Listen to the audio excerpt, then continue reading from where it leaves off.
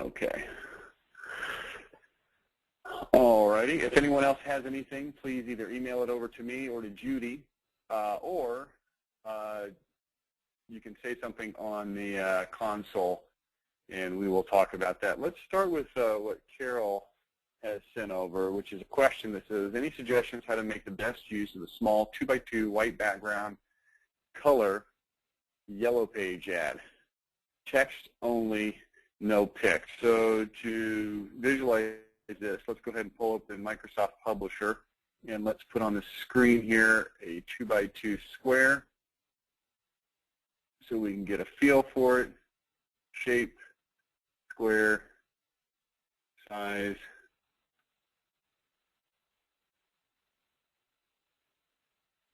and let's format it to the size 2 inches by 2 inches. Okay, that is a small little box you've got working there, Carol. Okay, can you tell me what category it's for, please? If you'd like, I can try to talk to you through this. Let me see if I can get you on this or not. Carol, can you say something? No, it's not going to work. All right, well, I'll just take it dry. No big deal. All right, so we've got a small yellow pages ad. Here's what we want to do. First things we want to think of are, what is the category? If we know the category, what we don't want to do is use the category name for the header, because they're already in that section. So I see here from Carol that it's windows and doors. The last thing we want to do is put windows and doors there. What we do want to do, this is a real challenge, okay, because we got this extraordinarily small amount of space. What we want to do is we want to look at the identity of the company and figure out what is it that is the identity. What is it that you want people to know about you? And then we want to try to encapsulate it into this very small space, 2 by 2, very small. So, Carol, tell me in a quick sentence, what is your identity? Because I have not worked with you personally, so I'm not sure.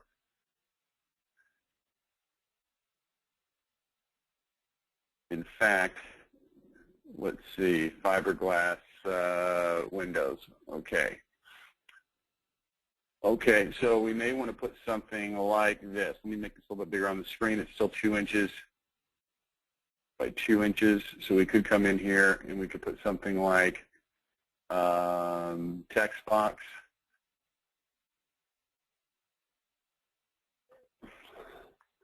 Why fiberglass windows beat vinyl.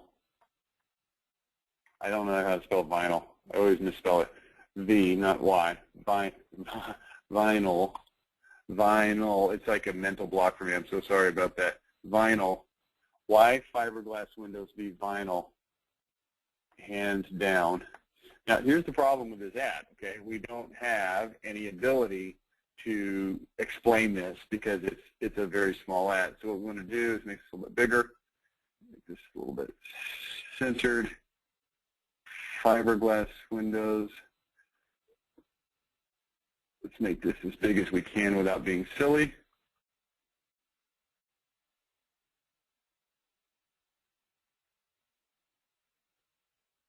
Why fiberglass windows beats vinyl. Let's even take the hands down off it. I have room for it.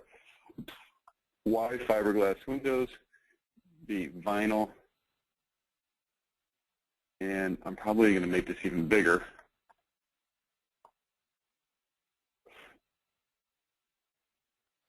Well, it's too big. Now, here's what I'm trying to do. I'm just trying to get their attention, right? Why is this so giving me a problem here? Why fiberglass? I can't get it to move. There we go. Why fiberglass windows beats vinyl. Now the next, okay, I'm not going to worry about the spacing on this. Why fiberglass windows beat vinyl. Now the key here is, how do we give them more information? The answer is we're going to have to tell them to either call us or we're going to have to tell them to go to the website. So the first thing I think I want to do is I'm going to make this a little bit smaller. because I want this all to fit on here. It's going to need a little bit of room. Why fiberglass beats vinyl? Now, here's what I would ask you, Carol, is why does fiberglass beat vinyl? Now, I actually happen to know the answer to that to a certain extent. And we may just want to put a little bullet list down here. Insert, draw a text box. Okay, then let's put a little bullet list here. And the first one is 13 times stronger, holds shape, won't warp, more energy efficient, and boy, help me out here, Carol. 13 times stronger, whole shape, won't warp, lasts, you know, lasts 75 years, not 8. Okay, whatever they are, we could fine-tune those. And then what we want to do is we want to put these over here. This isn't all going to fit. I'm going to need a designer to make this all fit. And then we can put your phone number. We can put more information. Go to mywebsite.com/comparison-fiberglass, whatever. And here's what we're doing: is somebody goes through this this section of the Yellow Pages, they're going to see this. It's going to be unexpected. They probably don't know this information, and we're going to give them reason to pause, to consider, and then to take action, okay? Won't rot, longevity, okay. So stronger, won't rot, whatever. I don't know that vinyl really rots, does it? That's more of a wood thing. But anyway, you get the idea. More glass visibility. We could probably make this bullet a little bit shorter by pushing those together. I don't want to worry about the formatting right now on this call, but we would smush those together. We could put more glass visibility. These are all very brief points, but the reason is because we've got very brief amount of space. But this is what I would put in there. Give people a chance to look at it and say, huh, this is interesting, this is different. Phone number, call, more information, web address, go look. And this is the approach that I would prefer to take. You've got one chance to tell people why you're different, why you're better, what's the reason that they should call you instead of calling somebody else. And if the deal is fiberglass, then boom, let's put it in there. Let's put it in there. So that's what I would do, Carol. Obviously, from a design standpoint, this doesn't have to be beautiful. It's a Yellow Pages ad, but it certainly needs to look better than this, and it needs to fit in there and all that kind of stuff. But I think you get the idea. Any other questions on that, Carol? I was worried about putting too much text in a small spot because it would be too hard to read. I don't think that would be too hard to read. I mean, 2 inches is small, but at the same time, it's still 2 inches. So if we put this in there, let's take a look at what's on the screen right now. If we had the ability to manage this type a little bit better than I do on this very crude, very quick program, that headline is plenty big. It can be read. If we had the ability to squeeze these bullet points a little closer together, see right now how you could fit a whole nother line of text between them. We want to push those up. We could have 4 or 5 lines of text very easily, and then we could have web address. And yeah, I know some people aren't going to go to a web address. That's why we also put the phone number. You probably put your company name. Boom, that's it. It's a short ad. You think using color text is more effective or keep black and white? Here's what I would do on that, Carol. This is a Yellow Pages specific discussion we're having right now. This doesn't really necessarily hold up in other areas. It does hold up in other areas, but it's a little bit hard to judge. What I would do is I would go to last year's Yellow Pages, and I would look at the page that you think that your ad will appear on. What you're looking for more than anything else is contrast. So if everybody else's ads have all different colors of text and stuff and whatever going on, then yours having different colors of text and stuff going on is going to blend in. If theirs tends to be white background with black text, then your color is going to stand out.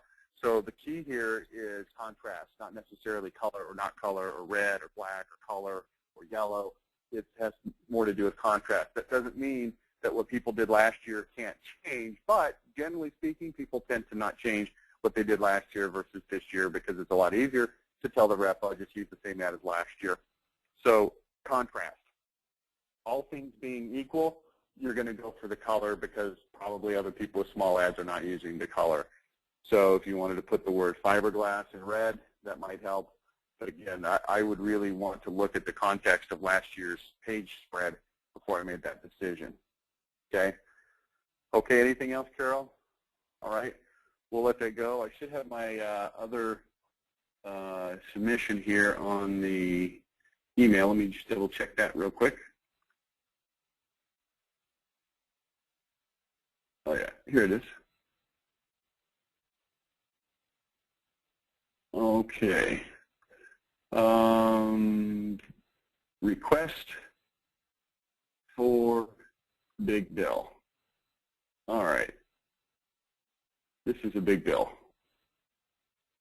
Let me get the whole thing on the screen.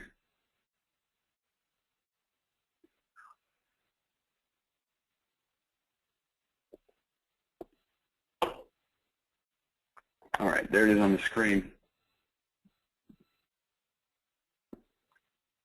And here's the question.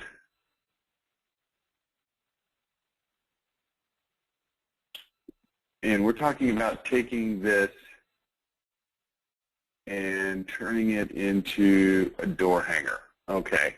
First of all, the first question is, would you use the same size?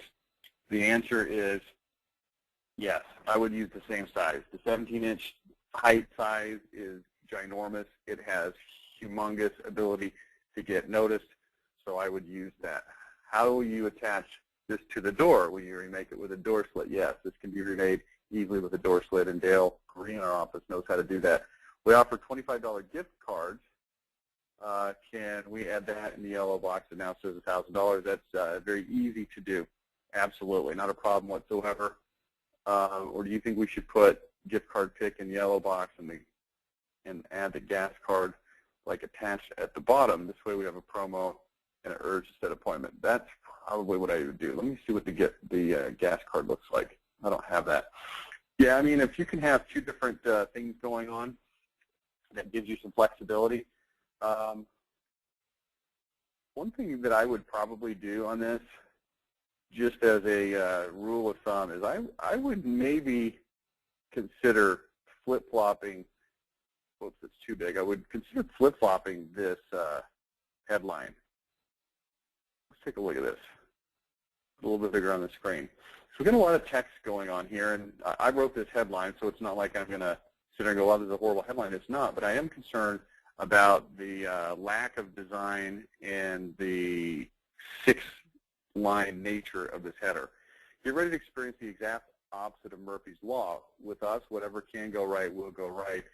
You know, what I might do is take that headline, make it larger on this blue area. I might put some kind of a background image here, which might have the, it might be a picture of the owner. It might be some sort of home-related picture. I want to just visually break this up a little bit. Get ready to experience the exact opposite of Murphy's Law. With us, whatever can go right will go right. And I would probably underline the word right in both cases. I would then take this, I've taken my 20 years of experience, and I would probably move that down here. And then I would probably move these promises down a little bit. We may need to make this text a little bit edited. But I probably want to make that change. So let's talk about how to make that change specifically. Well, I just told you specifically how to make it, but let's talk about, you know, what that looks like after we do it on the back end of this, okay? Coastals treat you like family articles of faith. If you do 99 things right and one thing wrong, then the job is just plain wrong. Early is on time is late is unacceptable. Fair, reasonable prices don't just earn you customers, they earn you friends. People trust you enough to hire you, then return the favor by refusing payment until the job is complete. You may want to come in here and make some boldings in here so that they're a little bit easier to read. Take full credit when you do something well, shoulder the blame when you don't. Okay, we're probably going to have to cut a little bit of this text out to accommodate making the second header bigger, the first header now smaller. I like the our promises. That's good. So this is well done. In terms of the gas card, if we can incorporate the gas card, let's incorporate the gas card. Let's look at this whole thing again. Let me zoom out.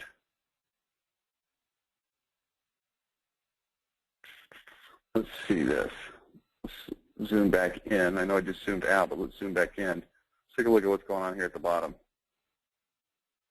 Visit our website at mycoastalwindows.com for these things. You may want to just go ahead and put the other offer down here and then put, you know, My Coastal Windows. I don't know. I like this list. But this is a place that makes sense to put the other offer. So maybe we lose this list of things on the website and let people just go to it. $1,000 bill, that's good. Okay, that's what I would do. You've got to have the $1,000 offer on the other side of the $1,000 bill so that people understand what the $1,000 is for. If it's just a $1,000 bill and they flip it over and it says $25 gas card, it doesn't really make sense. They look at that and go, I don't get it. Now, another option here would be, instead of having this flyer in this shape, we could actually make a gift card shaped flyer that's oversized.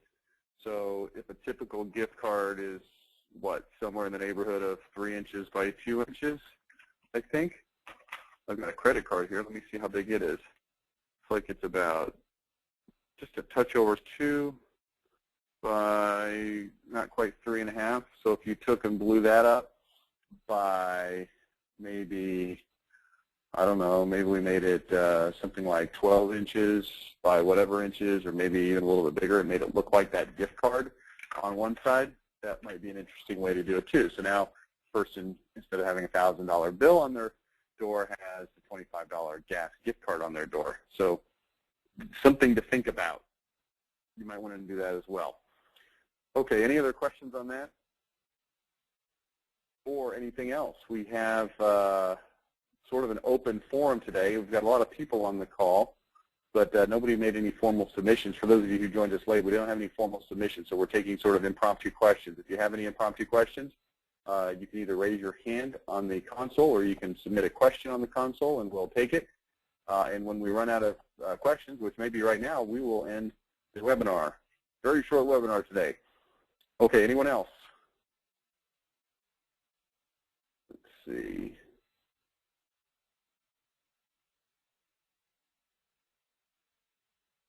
Amazing, Mr. Amazing. Oh, that's funny. Okay, I don't see any other submissions. Anyone? This is sort of the old going once, going twice. Going once, going twice. And okay, I think next week we're going to be off because we'll be out of town doing seminars in Kansas City. So if anybody's interested in showing up in Kansas City, we'd love to see you there. We'll be in Minneapolis doing a presentation tomorrow. So if you're in the Minneapolis area, I'd love to see you there. And other than that, I think we'll go ahead and wrap up today. Short but sweet. So we'll talk to you next time. And until then, have a great day. See ya. Bye now.